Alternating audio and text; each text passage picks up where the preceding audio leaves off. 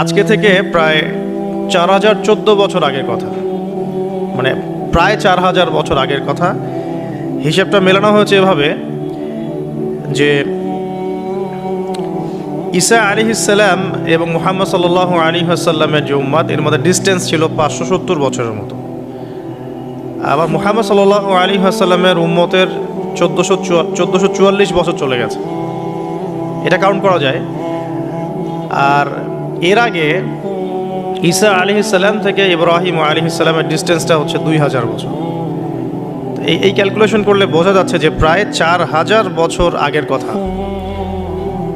বা 4014 বছর আগের কথা। গল্প শুনতে আমাদের ভালো লাগে তো নাকি? গল্পের মাধ্যমে অনেক কিছু জানা যায় আর কি। আজকে গল্পটা কিন্তু একটু ইউনিক।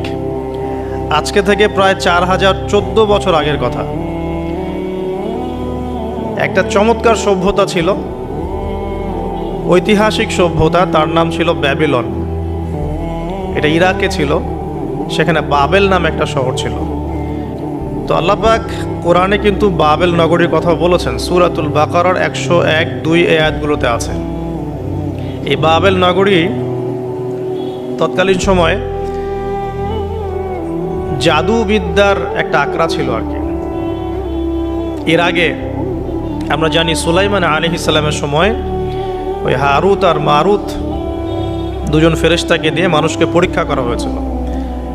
এই ঘটনাটা সূরা বাকারার 101-2 আয়াতগুলোর মধ্যে আছে, দেখে নিয়েন। আমি রেফারেন্সগুলো বলে দিলাম। এখানে এই বাবেল নগরীর কথাটা আছে, ঠিক আছে? তো এই নগরীতে প্রায় 4014 বছর আগে একটা ফুটফুটে সুন্দর শিশু জন্ম নেয় আর কি। দেখতে খুবই সুন্দর, অমায়িক, দেখলেই মানে মন কেড়ে নেওয়ার মতো সুন্দর। এমন কিছু বাচ্চা থাকে কিন্তু দেখলে আদর করতে ইচ্ছা করে, মন কেড়ে নেওয়ার মতো, ইউনিক, সবার চেয়ে আলাদা। এবং জন্ম নিয়েছে সে এমন একটা পরিবারে, যেই পরিবার তৎকালীন সময়কার যে জালেম শাসক নমরুদ, তার প্রধান পুরোহিত, তার নাম আজার। তৎকালীন বাবেলের শাসনকর্তার নাম হচ্ছে নমরুদ এবং তার প্রধান পুরোহিতের নাম আজার। তার ঘরেই জন্ম নিয়েছেন এই তাওহীদের শেকর ইব্রাহিম আলাইহিস সালাম। আল্লাহ পাকের কি মানে, আল্লাহ পাক কি না করতে পারেন। যেখানেই আবু জেহেল সেখানেই মুহাম্মদ সাল্লাল্লাহু আলাইহি ওয়াসাল্লামের জন্ম হয়, যেখানেই নমরুদ সেখানেই ইব্রাহিমের মতো মানুষ আসেন, যেখানেই ফেরাউন সেখানে আবার মূসা আসেন। মূসাকে আল্লাহ রাব্বুল আলামিন ফেরাউনের ঘরেই মানুষ করলেন, ইব্রাহিম আলাইহিস সালামকে আল্লাহ পাক আজারের ঘরেই মানুষ করলেন। আজকে আমরা দেখি এরকম সিটি অফ আখিরুজ্জামানে কিছু কিছু দিনী বোন চেহারা না দেখানোর জন্য আন্দোলন করছে। চিন্তা করতে পারেন, যেখানে যত বেশি জাহিলিয়াত সেখানে তত পাক্কা মুসল্লি জন্ম নেবে, মুমিন জন্ম নেবে ইনশাআল্লাহ। যেখানে যত বেশি জাহিলিয়াত সেখানে তত শক্তিশালী মুমিনদের জন্ম হবে ইনশাআল্লাহ। তো এখন তৎকালীন নমরুদ যে সভ্যতার অধিবাসী ছিল, এই সভ্যতাটাকে আমরা বলে কালাডীয় সভ্যতা। এটাকে কালাদীয় সভ্যতা বলা হয়। এটা মূলত জাদুর জন্য একটু বিখ্যাত ছিল, যেটা রেফারেন্স আমি দিলাম সুলাইমান আলাইহিস সালামের যুগ থেকে। এখানে আজারের ঘরে জন্ম নিয়েছেন আমাদের নবীগণের পিতা, মুসলিম জাতির পিতা ইব্রাহিম আলাইহিস সালাম। সুবহানাল্লাহ। বলা বাহুল্য যে নমরুদ কিন্তু 400 বছর বেঁচে ছিল, এবং 400 বছর হায়াত পাওয়ার পরে সে মনে করছিল যে সে কখনো মারা যাবে না। এরপরেই সে নিজেকে খোদা দাবি করা শুরু করেছে আর কি। এই বাচ্চা ছেলেটা বড় হতে লাগলো। যারা সমাজকে পরিবর্তন করে তারা কিন্তু সমাজের স্রোতে গা ভাসায় না। নবী সাল্লাল্লাহু আলাইহি ওয়াসাল্লামের জন্মটা একটু মিলাই এটার সাথে। আমাদের নবীও ঠিক এরকমই একটা সমাজে জন্ম নিয়েছেন। ইব্রাহিম আলাইহিস সালাম যেমন জন্ম নিয়েছেন শিরকে ভরা সমাজে, চতুর্দিকে মূর্তি পূজা হচ্ছে, ইভেন তার বাসায় তার বাবা হচ্ছে মূর্তি পূজারীদের সর্দার, তার ঘরে তিনি জন্ম নিয়েছেন। ঠিক তেমনি রাসূল সাল্লাল্লাহু আলাইহি ওয়াসাল্লাম যে মক্কায় জন্ম নিয়েছেন, সেই মক্কা ছিল শিরকের আকড়া। সেখানে লাত, উজ্জা, হবল, মানাতের পূজা হতো, সুদ ছিল, জিনা ছিল, ব্যভিচার ছিল, মাদক ছিল, গোত্রীয় হানাহানি ছিল, নারীর অবমাননা ছিল। এরকম আইয়ামে জাহিলিয়াতেও নবী সাল্লাল্লাহু আলাইহি ওয়াসাল্লাম জন্ম নিয়েছেন। নবী সাল্লাল্লাহু আলাইহি ওয়াসাল্লাম, ইব্রাহিম আলাইহিস সালাম, দুজনের চেহারাও একরকম ছিল। দুজনের চেহারার গঠনটাও একরকম ছিল, দেহের গঠনও একরকম ছিল। মেরাজের রাতে নবী সাল্লাল্লাহু আলাইহি ওয়াসাল্লাম দেখে এসেছিলেন যে ইনি কে, যাকে দেখতে হুবহু আমার মতো লাগছে। জিবরাইল আলাইহিস সালাম বলেছেন, ইনি আপনার পিতা ইব্রাহিম আলাইহিস সালাম। সুবহানাল্লাহ। ঠিক তেমনি আমরা খেয়াল করে দেখি যে জীবনের যে চড়াই উতরাই, পারিবারিক জীবন, সামাজিক জীবন, হিজরতের জীবন, দিন প্রতিষ্ঠা ইত্যাদি, প্রত্যেকটা ডিপার্টমেন্টেও ইব্রাহিম আলাইহিস সালাম আর মুহাম্মদ সাল্লাল্লাহু আলাইহি ওয়াসাল্লামের মধ্যে একটা চরম মিল আছে। এটা আমরা আস্তে আস্তে এই গল্পের ভিতরে গেলে বুঝতে পারবো। আর এ কারণেই হয়তোবা আল্লাহ ভালো জানেন, এই কারণেই হয়তোবা আমরা যখন তাশাহুদের পর দরুদ পড়ি, আমরা দরুদের মধ্যে অন্য নবীর নাম নিচ্ছি না, আমরা মুহাম্মদ সাল্লাল্লাহু আলাইহি ওয়াসাল্লামের সাথে ইব্রাহিম আলাইহিস সালামের নাম নিচ্ছি। হতে পারে এটা একটা কারণ, আল্লাহ ভালো জানেন। এখন এরকম পরিবেশে বড় হতে লাগলেন ইব্রাহিম আলাইহিস সালাম। আমি একটু আগে বলেছি, যারা সমাজকে পরিবর্তন করে তারা কখনো সমাজের জাহিলিয়াতের স্রোতে গা ভাসায় না। মুহাম্মদ সাল্লাল্লাহু আলাইহি ওয়াসাল্লাম সমাজ পরিবর্তন করেছেন আইয়ামে জাহিলিয়াতকে মাত্র 23 বছরের ব্যবধানে, কিন্তু তিনি কিন্তু জাহিলিয়াতের সাথে গা ভাসান নাই। তিনি কখনো সুদ খাননি, তিনি কখনো মূর্তি পূজা করেন নাই, তিনি কখনো কোনো অন্যায় গুনাহ করেন নাই, তিনি কখনো মাদক দ্রব্যের কাছেও যান নাই, কিন্তু সমাজটা ছিল এগুলোতে নিমজ্জিত। ঠিক ইব্রাহিম আলাইহিস সালামের ক্ষেত্রেও সেম, তিনি একজন প্রধান পুরোহিতের ঘরে জন্ম নিয়েও কখনো মূর্তির ধার কাছে যান নাই। তা আজারের ঘরে জন্ম নেওয়া সেই ইব্রাহিম কিন্তু চ্যালেঞ্জ গ্রহণকারী একটা ছেলে। সে এখন তার পিতাকে বলছে, কি বলছেন আমরা একটু কোরআনের ভাষা শুনি। আল্লাহ রাব্বুল আলামিন বলেছেন, সূরা মারিয়ামের মধ্যে এসেছে ঘটনাটা 41 থেকে 45 নম্বর আয়াতের মধ্যে।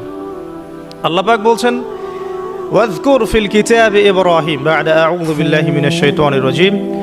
হে নবী মুহাম্মদ সাল্লাল্লাহু আলাইহি ওয়াসাল্লাম, আপনি এই কিতাবে ইব্রাহিমের ঘটনা বর্ণনা করুন।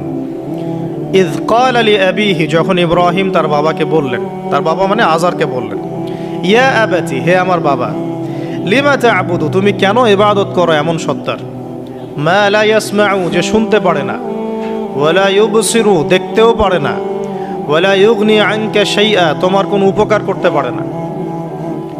একটা ছেলে যার বয়স হবে 15 থেকে 20 হয়তো বা হাইয়েস্ট, তার কাছে কি এমন জ্ঞান আসলো যে সে তার বাবাকে এখন চ্যালেঞ্জ করছে। তার জ্ঞানতাত্ত্বিক যুদ্ধ শুরু হলো, আদর্শিক যুদ্ধ শুরু হলো বাবার সাথে। হে আমার বাবা, আপনি কেন এমন সত্তার ইবাদত করছেন যে শুনতেও পারে না? অসারতা দেখিয়ে দেওয়া হচ্ছে চোখে আঙ্গুল দিয়ে, দেখতেও পারে না, আপনার তো কোনো উপকারও করতে পারে না, কোনো ক্ষতিও করতে পারে না। ওয়ালাম ইউগনি আনকা শাইআ, ইয়া আবাতি, হে আমার বাবা, ইয়া আবাতি ইন্নী আখাফু আন ইয়ামাসসাকা আযাবুম মিনার রাহমানি ফাতাকুনা লিশ-শাইতানি ওয়ালিয়া। হে আমার বাবা, আমি ভয় পাচ্ছি যে আপনার উপরে না আবার আল্লাহ পাকের গজব নেমে আসে এবং আপনি শয়তানের ওলি না হয়ে যান। ওলি মানে কি? বন্ধু, বন্ধু, শয়তানের বন্ধু না হয়ে যান। ইয়া আবাতি ইন্নী ক্বাদ জাআনি মিনাল ইলম মা লাম ইয়াতিকা ফাত্তাবি'নি আহদিকা সিরাতান সাওয়িয়া। কি চমৎকার কথা! ছোট্ট ছেলেটা বলছে, হে আমার বাবা, আমার কাছে একটা জ্ঞান আসছে, জ্ঞান, আমার কাছে একটা জ্ঞান এসেছে যেটা তোমার কাছে আসে নাই। ফাত্তাবি'নি, তুমি আমার অনুসরণ করো। আহদিকা, আমি তোমাকে পথ দেখাবো। সিরাতান সাওয়িয়া, সহজ সরল পথ দেখাবো তোমাকে। সন্তান বাবাকে নসিহত করছে। দেখো, সন্তান বলছে, আমার কাছে এমন জ্ঞান এসেছে বাবা যেটা তোমার কাছে আসে নাই, তুমি আমাকে ফলো করো, আমার অনুসরণ করো, আমি তোমাকে পথ দেখাবো। তার বাবা কি বলল, কেন ফেস করতে হবে আল্লাহ পাক সেটা বলেছেন সূরা বাকারা। এটা এই সূরাটা সূরা বাকারায় বলেছেন, ওয়া ইযা কিলা লাহু ইত্তাকিল্লাহ। কিছু মানুষ আছে যাদেরকে যদি বলা হয় আল্লাহকে ভয় করুন, আখাযাতহুল ইজ্জাতু বিল ইসম, তাদের প্রেস্টিজে লাগে। এক কথায় কি?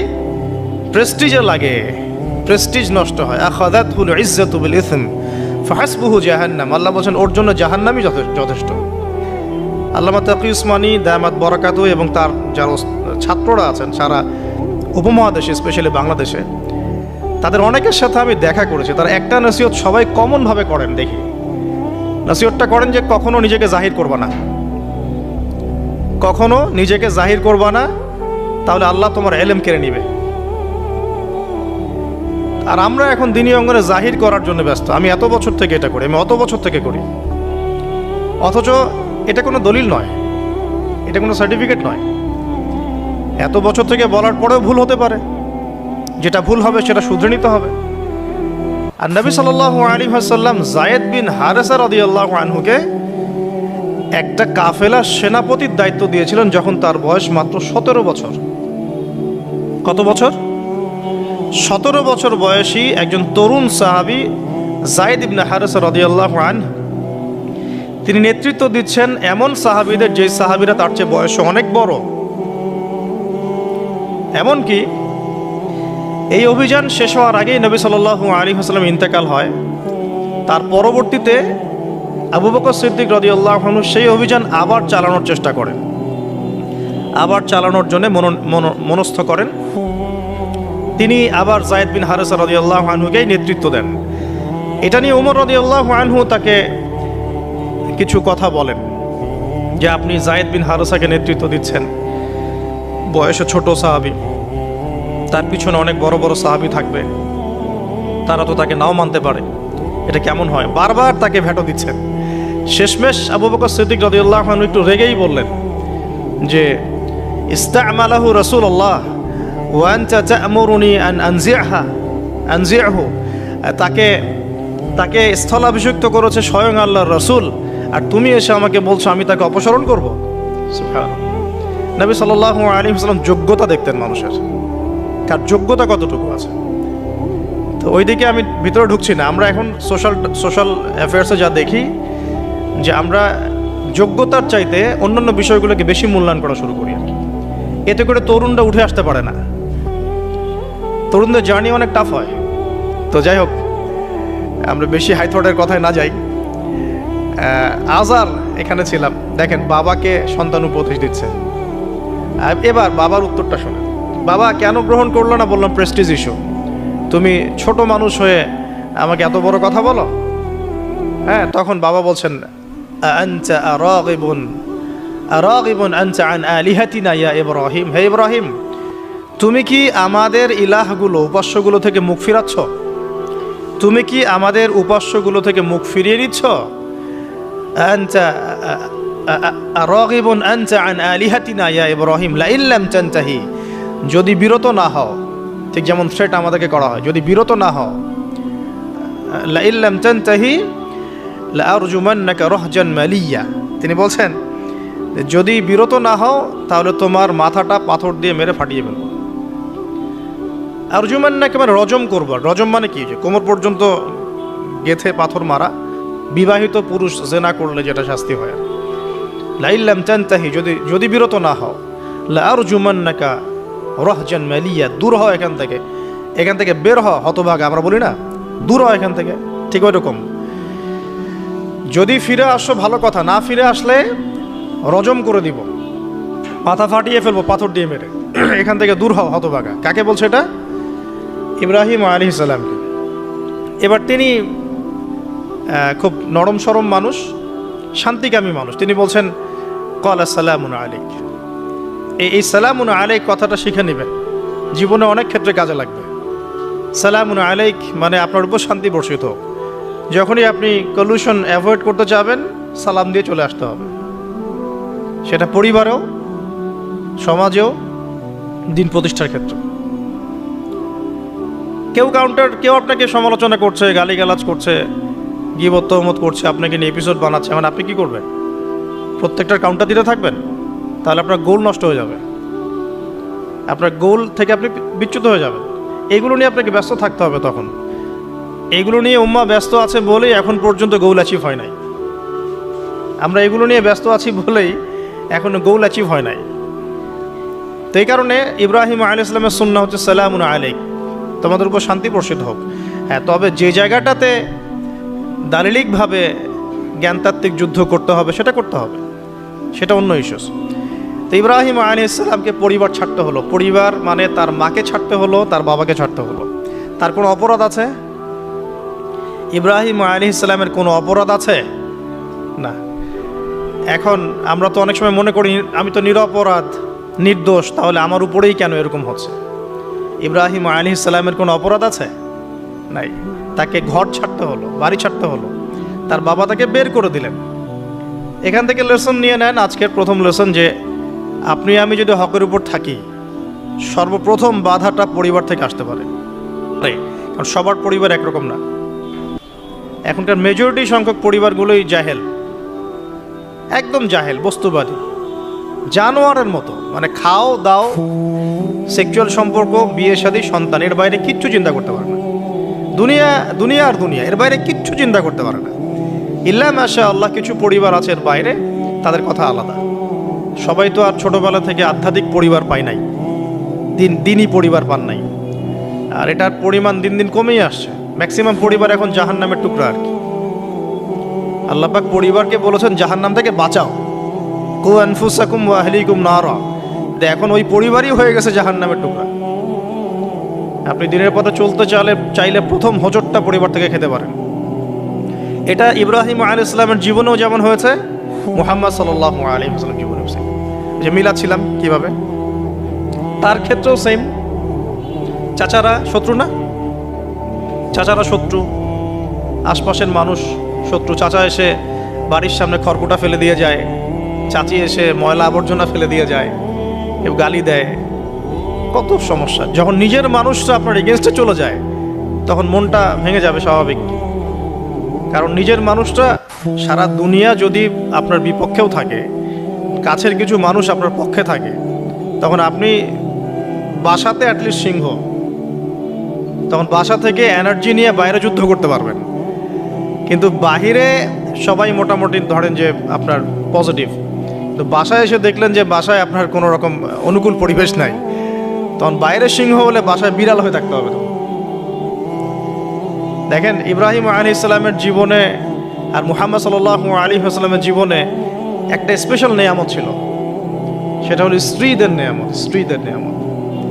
বাহিরে মানুষ অনেক কিছু বলছে, গালিগালাজ করছে, মারছে, কাটছে, থুতু দিচ্ছে, সমালোচনা করছে, কিন্তু বাসায় ইব্রাহিম আলাইহিস সালামের আছেন সারা, হাজেরা, আর মুহাম্মদ সাল্লাল্লাহু আলাইহি ওয়াসাল্লামের আছেন খাদিজা রাদিয়াল্লাহু আনহা।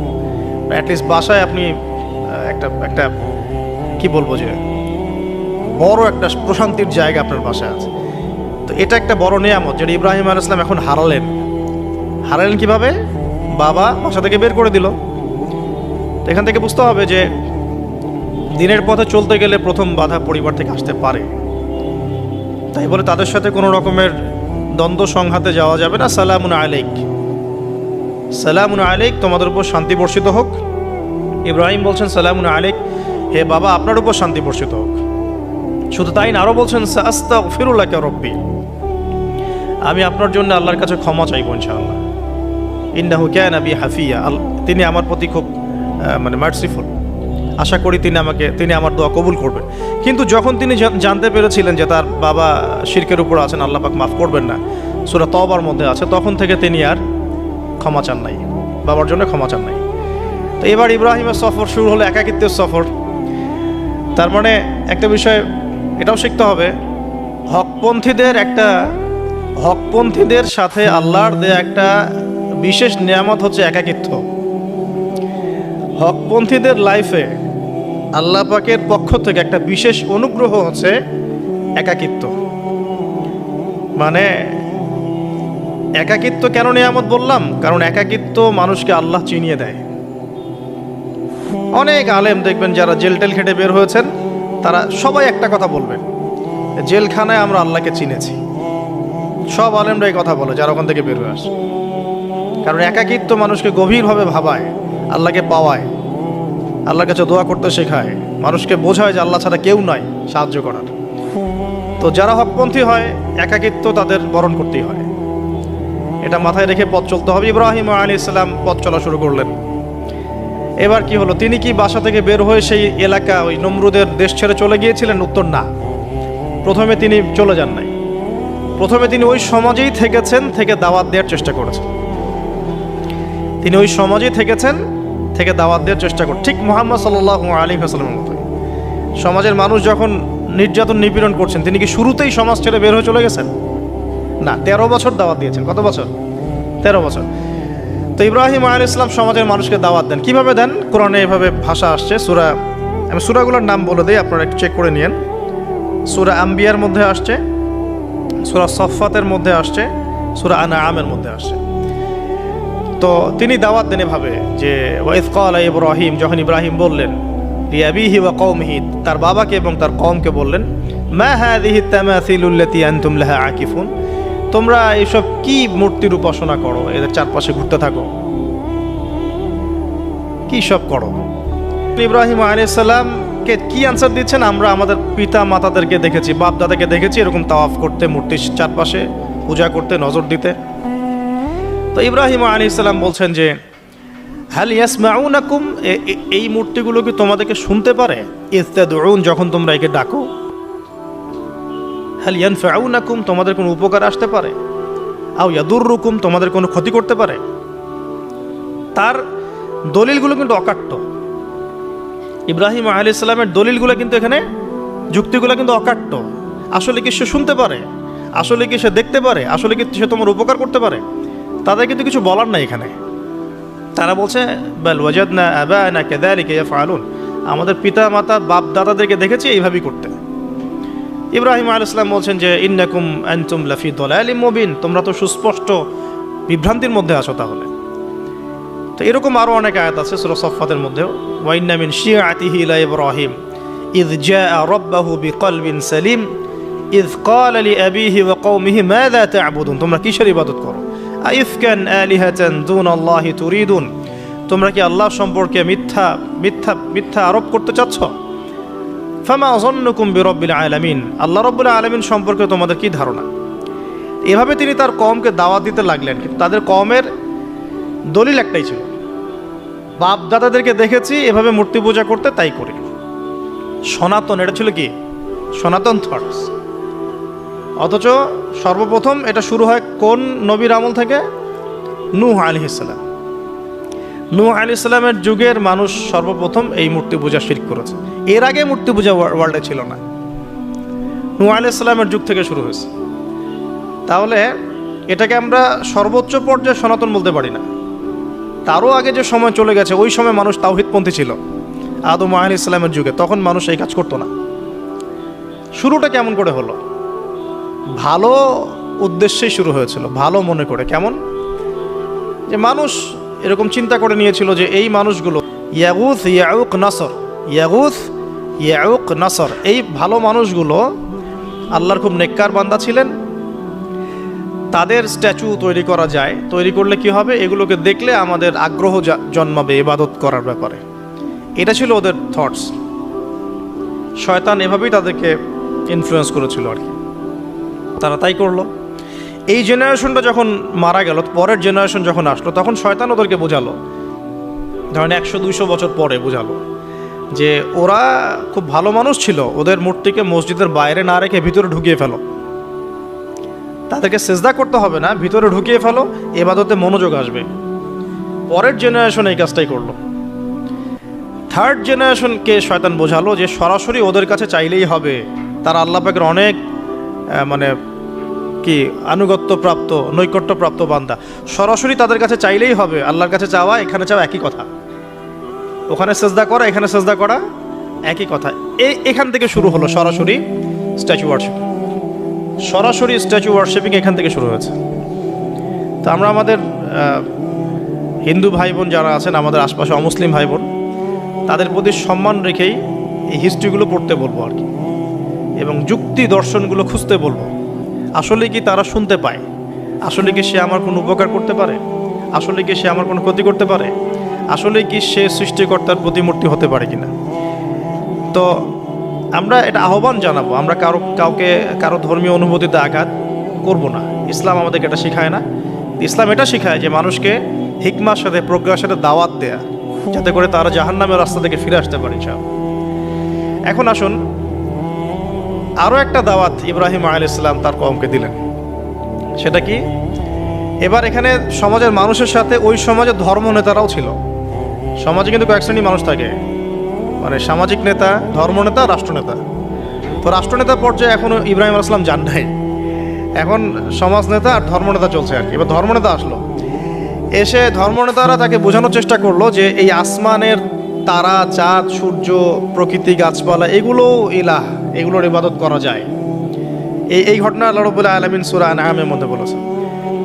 তো ইব্রাহিম আলাইহিস সালামকে তারা দেখাচ্ছে, এটা আরবীয় একটা কাব্যিক ভাষায় কোরআনে এসেছে, চমৎকার ভাষায়, যে ফালাম্মা জান্না আলাইহিল লাইল, যখন তার উপর রাত আচ্ছাদিত হলো, রাআ কাওকাবা, তখন ইব্রাহিম আলাইহিস সালাম কি দেখলেন? আকাশে তারা দেখলেন।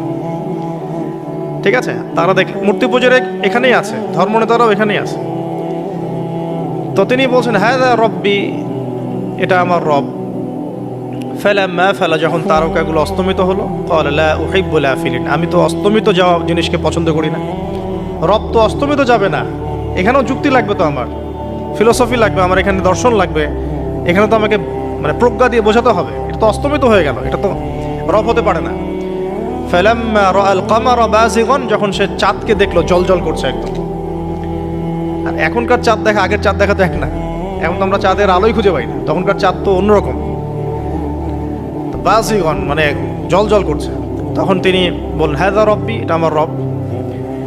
তখন ফালাম্মা ফালা, যখন এটাও অস্তমিত হয়ে গেল, তিনি বলছেন লাইল্লাম ইয়াহদিয়ানি রব্বি লাকুনান্না মিনাল কওমিদ দাল্লিন, আল্লাহ যদি আমাকে হেদায়েত না দেন তাহলে আমি এই দল্লিনদের অন্তর্ভুক্ত হয়ে যাব।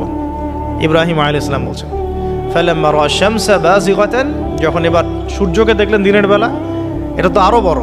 হাযা রব্বি হাযা আকবার, এটা আমার রব, এটা সবচেয়ে বড়। হাযা আকবার, এটা সবচেয়ে বড়। ফালাম্মা ফালাত, এটা যখন অস্তমিত হয়ে গেল, তখন তিনি বলছেন এই কথাটা যে ইয়া কওমি ইন্নী বারিউম মিম্মা তুশরিকুন, হে আমার কওম, তোমরা যেগুলোকে দিয়ে আল্লাহর সাথে শরিক করছো, এখান থেকে আমি আমার চেহারাকে ফিরিয়ে নিলাম। সুবহানাল্লাহ। তখন তিনি এই কথাটা বলেন ইন্নী ওয়াজ্জাহতু ওয়াজহিয়া লিল্লাযী ফাতারাস সামাওয়াতি ওয়াল আরদা হানিফাও ওয়া মা আনা মিনাল মুশরিকিন, আমি আমার চেহারাকে ফিরিয়ে নিচ্ছি এই আসমান সমূহ এবং জমিনের সৃষ্টিকর্তার দিকে, এবং আমি মুশরিকদের অন্তর্ভুক্ত নই। ইন্না সলাতি ওয়া নুসুকি ওয়া মাহইয়ায়া ওয়া মামাতি লিল্লাহি রাব্বিল আলামিন, আমার সালাত, আমার কুরবানি, আমার স্যাক্রিফাইস, আমার জীবন, আমার ফুল লাইফ, আমার মৃত্যু সবকিছু কার জন্য? জগৎ সমূহের প্রতিপালক আল্লাহর জন্য।